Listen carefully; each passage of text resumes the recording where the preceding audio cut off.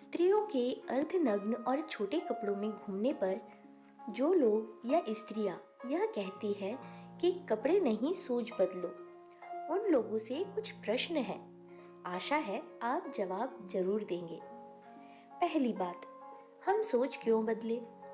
सोच बदलने की नौबत आखिर आ ही क्यों रही है? आपके अनुचित आचरण के कारण?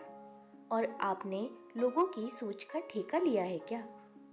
दूसरी बात, आप उन लड़कियों की सोच का आकलन क्यों नहीं करते कि उन्होंने क्या सोचकर ऐसे कपड़े पहने हैं कि उसके स्तन, पीठ, जांघें इत्यादि सब दिखाई दे रहा है। इन कपड़ों के पीछे उसकी सोच क्या थी? एक निर्लज्ज लड़की चाहती है कि पूरा पुरुष समाज उसे देखे, वहीं दूसरी तरफ एक सभ्य लड़की बिल्कुल पसंद नहीं करेगी कि कोई उसे इस तरह से देखे। तीसरा, अगर सोच बदलनी है तो क्यों ना हर बात को लेकर बदली जाए। आपको कोई अपनी बीच वाली उंगली का इशारा करे तो आप उसे गलत मत मानिए, सोच बदलिए। वैसे भी उंगली में तो कोई बुराई नहीं होती। आपको कोई गाली बके तो उस गाली को मत मानिए, उसे प्रेम सूचक शब्द मानिए। हत्या, डकैती, चोरी, बलात्कार, आतंकवाद इत्यादि को सबको लेकर सोच बदली जाए, सिर्फ नग्नता को लेकर ही क्यों? क्या यह सारे कार्य अभिव्यक्ति की आजादी की श्रेणी में ही आते हैं?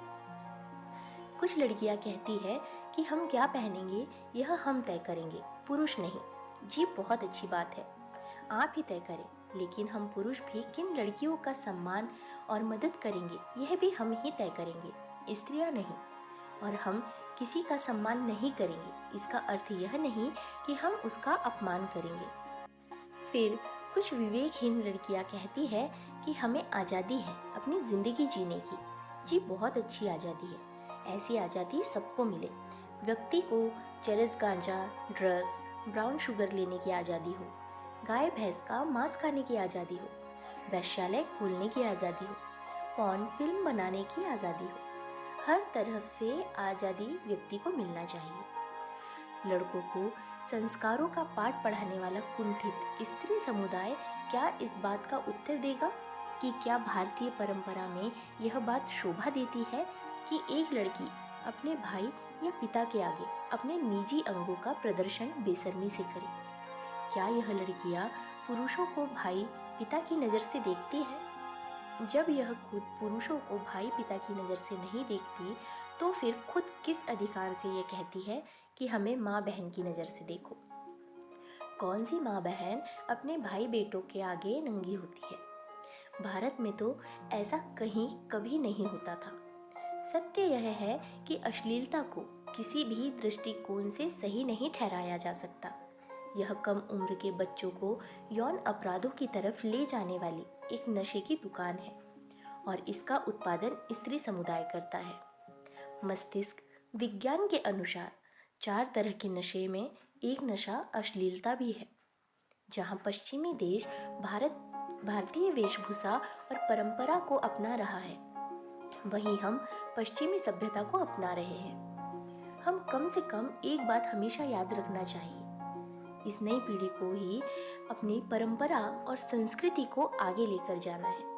आचार्य कौटिल्य ने चाणक्य सूत्र में वासना को सबसे बड़ा नशा और बीमारी बताया है। यह नग्नता आधुनिकता का प्रतीक है, तो फिर पूरा नग्न होकर स्त्रियां पूर्ण आधुनिकता का परिचय क्यों नहीं देती? गली गली में और हर मोहल्ले में जिस तरह शराब की दुकान खोल देने पर बच्चों पर इसका बुरा प्रभाव पड़ता है, इस तरह अश्लीलता समाज में यौन अपराधों को जन्म देती है।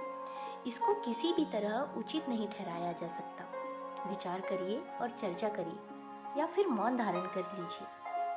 तो फ्रेंड्स, आपको ये स्टोरी कैसी लगी इस पर अपनी राय कमेंट बॉक्स में ज़रूर बताएं।